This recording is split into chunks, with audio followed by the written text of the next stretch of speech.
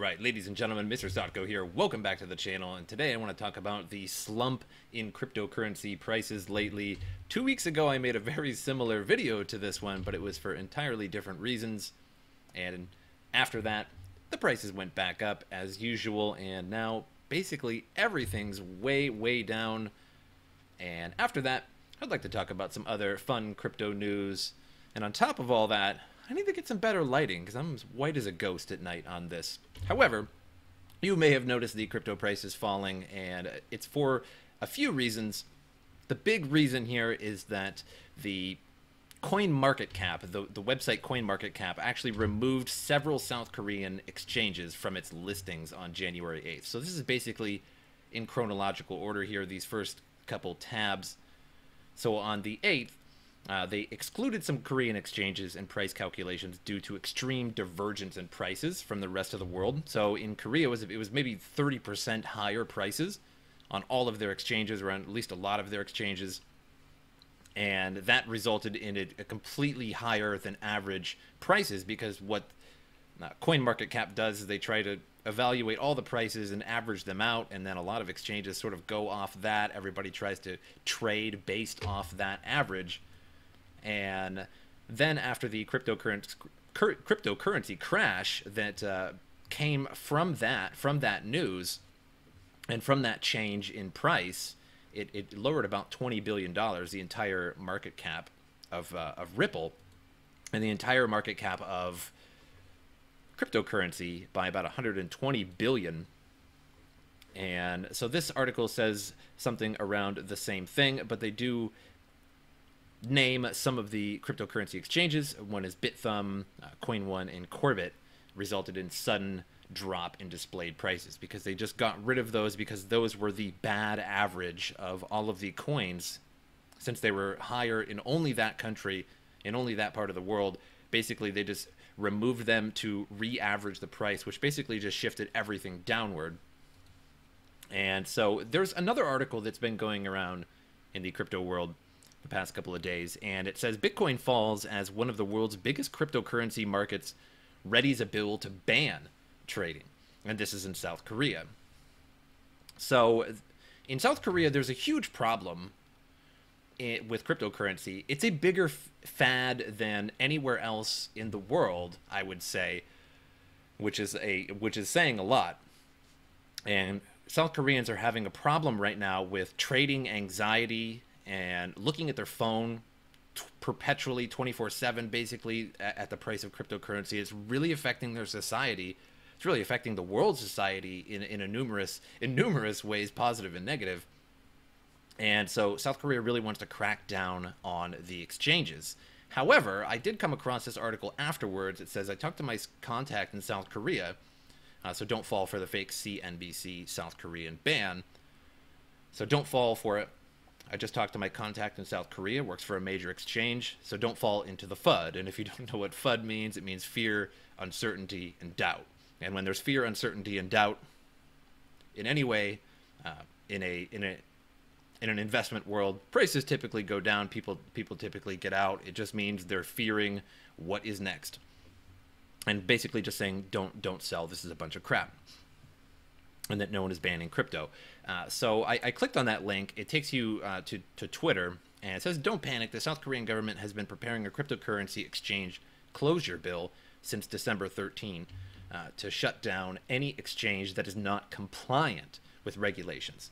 So the government's already said it intends to regulate and foster the market, which is true. Everybody's been saying that. It's all over the news. It's South Korea really wants to regulate the markets. They already have to some degree. They really want to crack down on it more. And there's a lot of unregulated exchanges in South Korea. And so the only ones they're shutting down are the ones that are not compliant with the regulations. So it's not like they're just doing a sweeping ban. So a lot of people, if you scroll down into the comments, a lot of people think that CNBC is run by Bitcoin Cash, Bcash shills. I don't have any evidence of that, but it is fun to speculate. And some people provide some other articles here as well. You guys are free to any of these links. I will put them all in the description of the video below. So again, it's all FUD. There are attacks on Bitcoin from time to time, and unfortunately, a lot of times they come from Bitcoin Cash, the creators of Bitcoin Cash and what have you. So very unfortunate. So do not sell. Don't panic. Don't sell. This happens all the time. In fact, like I said at the beginning of the video, 2 weeks ago, I had to make another video on this topic that the cryptocurrency prices were falling. Don't sell. This is a great time to buy. Do you have an extra few $100? Put it into Bitcoin now, because you're going to get cheap. You're going to get a lot of Bitcoin, and when it springs back up a few $1,000s, you're really going to be, you're almost certainly going to be glad that you did. So moving on to the next article here. Bad case of the itchy nose syndrome today, but what are you going to do? You know, Venezuela's oil-backed cryptocurrency has been declared illegal.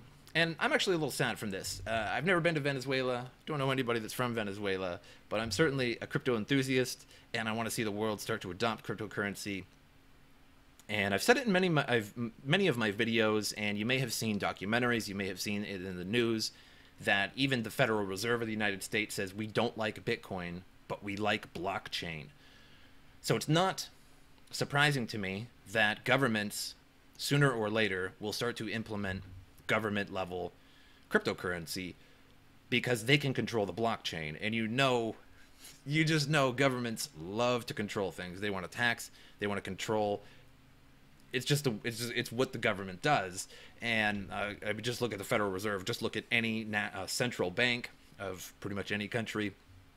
They just really want the control. And with blockchain, they could control it utterly, down to the exact. They know exactly how many dollars or how many crypto coins are in circulation. They would be able to inflate it, deflate it, do anything they want with the blockchain, and they would have total control over it, which makes a lot of sense. Basically totally defeats the purpose of a free cryptocurrency.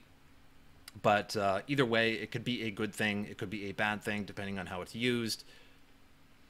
So there's another argument within that. I just smacked my keyboard because I like to do that. So Venezuela's oil-backed cryptocurrency declared illegal. So I mentioned this in a previous video, that Venezuela was going to make, I believe it was called the Petro. Yeah, the Petro. And that was just going to be based on the price of their oil. So it was going to be relative to the price of their oil. And I don't know exactly how they were going to do it, whether it was mineable or whether they would just release a whole bunch of them like Ripple, and then the price would match sooner or later to the price of oil. But I would have liked to see that happen. Venezuela right now is in a huge inflationary crisis with their money. So basically their money buys nothing. You have to have so much money to buy just this, that, or the other thing, similar to Zimbabwe. And so I would like to see them break free of that. But if you're in Venezuela, make sure you guys are mine away. Make sure you get your coins and trade, and get away from your inflated currency, because the rest of the world is coming too. So the next article I have was an interesting article. I'll put this in the description. I won't read the whole thing. I won't really take it away from you guys, but it's very interesting on how somebody actually used just phone numbers to steal a ton of Bitcoin. Basically called a company and fraudulently faked somebody's identity. Excuse me, I'm losing my voice already. A second video in a day. And was basically able to call their cell phone carrier and then remove their cell phone and then put it into a different carrier so that they would have control over that cell phone. And then they got SMS security messages sent to that phone.